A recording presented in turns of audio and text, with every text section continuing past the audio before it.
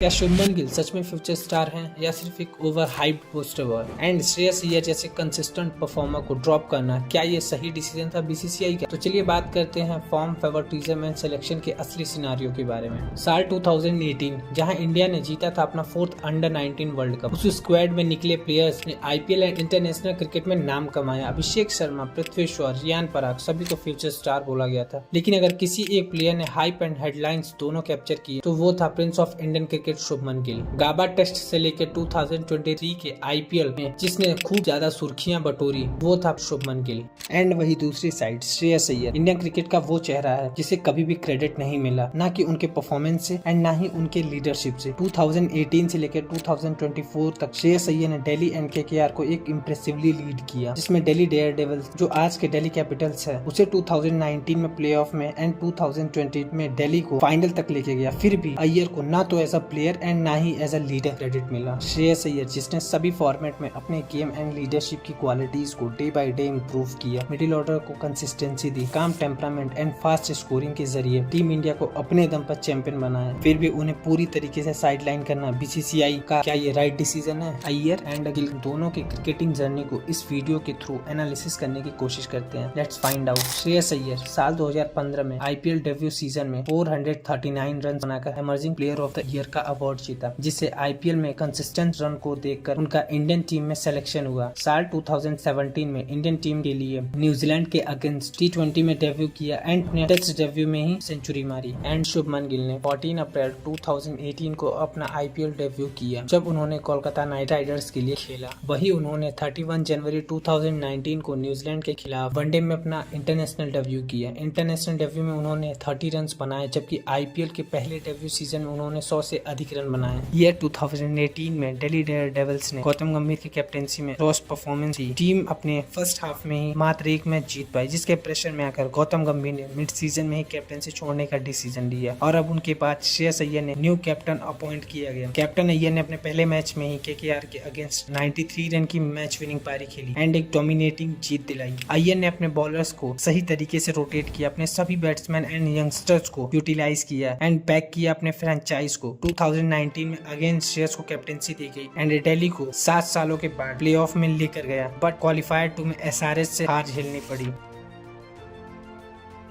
24 साल के इस लड़के ने 2023 में पूरा साल डोमिनेट किया। उसने साल की शुरुआत में 208 रन की नाबाद डबल सेंचुरी मारी एंड इंटरनेशनल करियर में 1584 रन के साथ जो साल के हाईएस्ट थे। आईपीएल 2023 में 890 रन प्लस 3 सेंचुरीज, ओवरऑल एक ऑरेंज कैप उसने जीता। उस समय शुभमन गिल सिर्फ एक प्लेयर नहीं, एक पोस्टर बॉय बन चुका था। पर कहानी में ट्विस्ट आया। साल 2024 में शुभमन गिल का डाउनफॉल स्टार्ट हुआ। टेस्ट क्रिकेट में लास्ट 10 इनिंग में सिर्फ एक 50, ओडीआई में एशिया वर्ल्ड कप के बाद उनका एवरेज 28 के नीचे रहा एंड आईपीएल 2024 में डिफेंडिंग ऑरेंज कैप होल्डर, लेकिन इस बार 39 मैचेस में एवरेज सिर्फ 35.8 का, रेट भी 140 के नीचे एंड पावर प्ले में रिपीटेड स्ट्रगल्स और फिर भी selection permanent, captaincy fixed.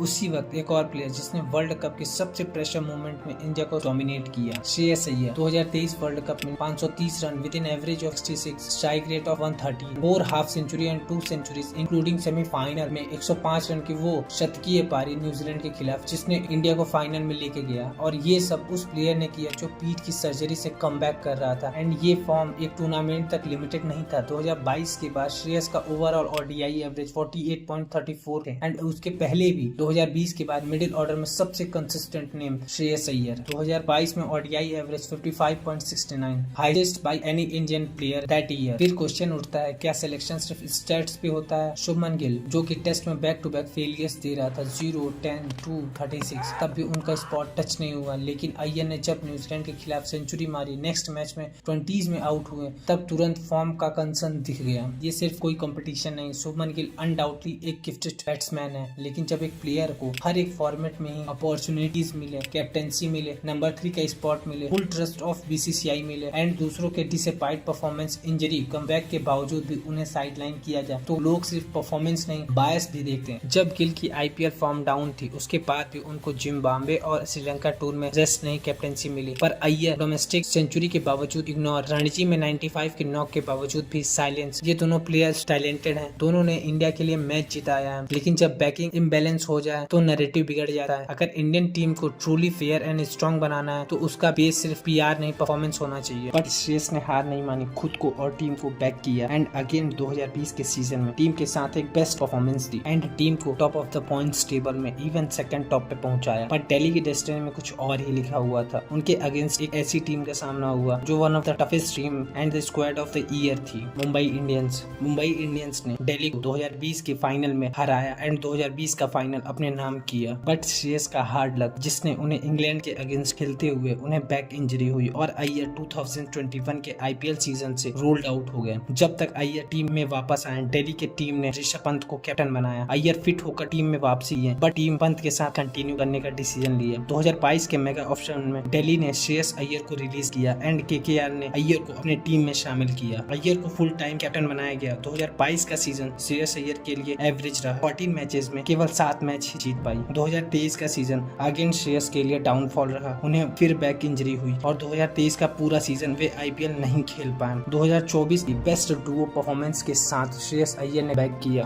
Bowler, fielder, batsman वो खुद के पोटेंशियल से ऑपरेट किया। इतना अच्छा स्क्वाड होने के बाद टीम अनस्टॉपेबल लग रही थी एंड फाइनली 2024 के फाइनल में एसआरएच को हराकर केकेआर 2024 की फाइनलिस्ट बनी। बट सबसे ज्यादा शॉकिंग चीज क्या, जब मैच को लीड श्रेयस ने किया, best squad, tactical changes, crucial knock, लेकिन हेडलाइंस बनी केकेआर मैनेजमेंट की, कोच गौतम गंभीर की। श्रेयस को वो डिजर्विंग विनिंग कैप्टन वैल्यू नहीं मिली जो एक विनिंग कैप्टन को मिलनी चाहिए। उन्हें वहां भी अंडररेटेड किया गया।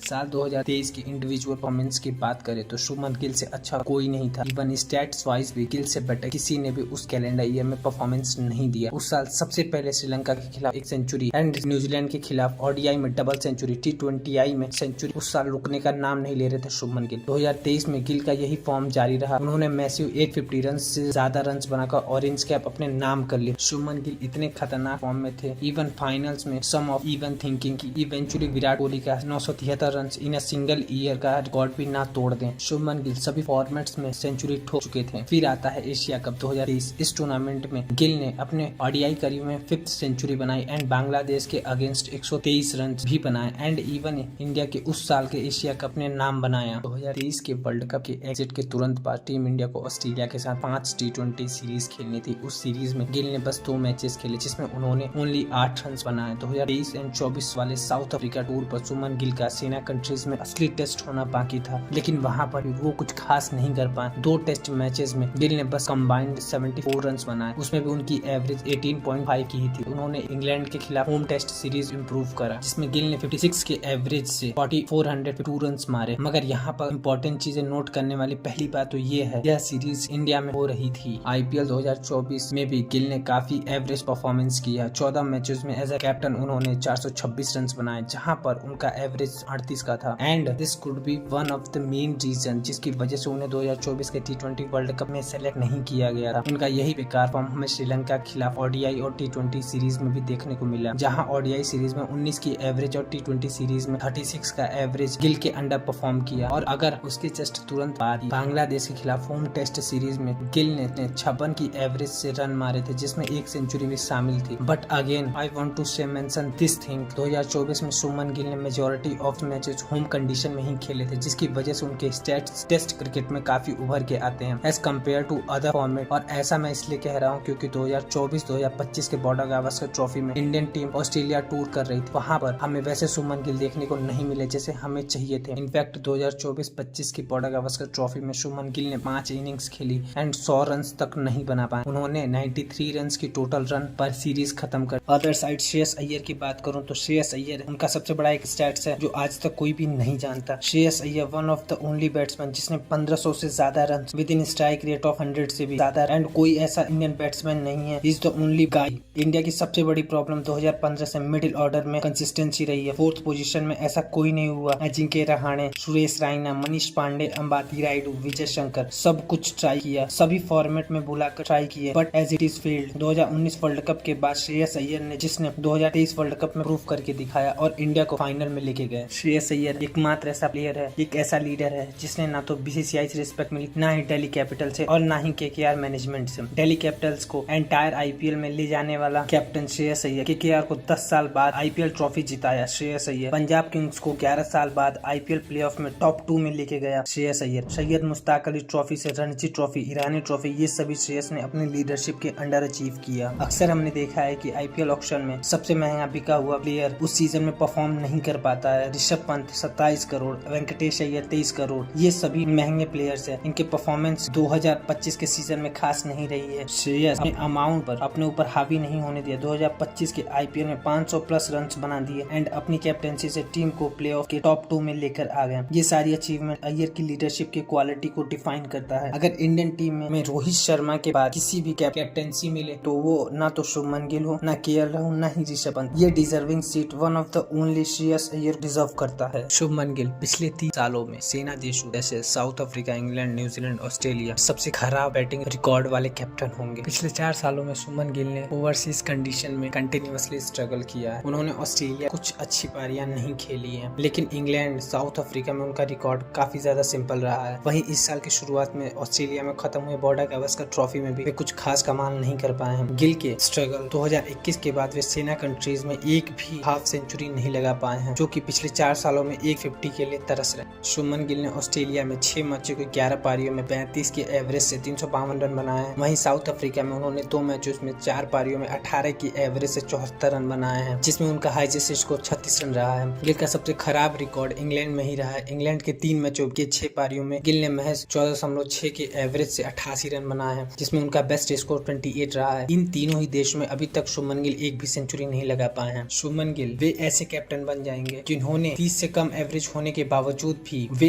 टेस्ट टीम के कैप्टन बन जाएंगे, और ऐसा होने वाले वो वर्ल्ड क्रिकेट के तीसरे कैप्टन बन जाएंगे। पहले पे एमएस धोनी जिनका एवरेज 28 का रहा है, और सेकंड पे केएल राहुल जिनका एवरेज 29 का रहा है, एंड अब वही शुभमन गिल जिनका एवरेज 25 का रहा है। इन सभी के रिकॉर्ड सेना कंट्रीज में काफी ज्यादा खराब थे। आपकी क्या राय है, श्रेयस अय्यर या शुभमन गिल? शुभमन गिल को क्या बीसीसीआई ओवर हाइप्ड कर रही है एंड श्रेयस अय्यर को कुछ ज्यादा ही अंडररेटेड कर रही है? क्योंकि दोनों में as a batsman, as a leader qualities तो हैं, बट अगर बात की जाए सेना कंट्रीज की तो शुभमन गिल उसमें काफी ज्यादा खराब परफॉर्मेंस किए हैं, जिससे उनमें अभी वो कैपेबिलिटी नहीं है जो इंडियन टेस्ट टीम की कैप्टेंसी के प्रेशर को हैंडल कर पाए। ऐसे ही अमेजिंग फैक्ट्स को देखने के लिए चैनल को लाइक एंड सब्सक्राइब करें एंड बेल आइकन को दबाएं और बताएं कि इनमें से श्रेयस अय्यर मोर डिजर्विंग है या शुभमन गिल।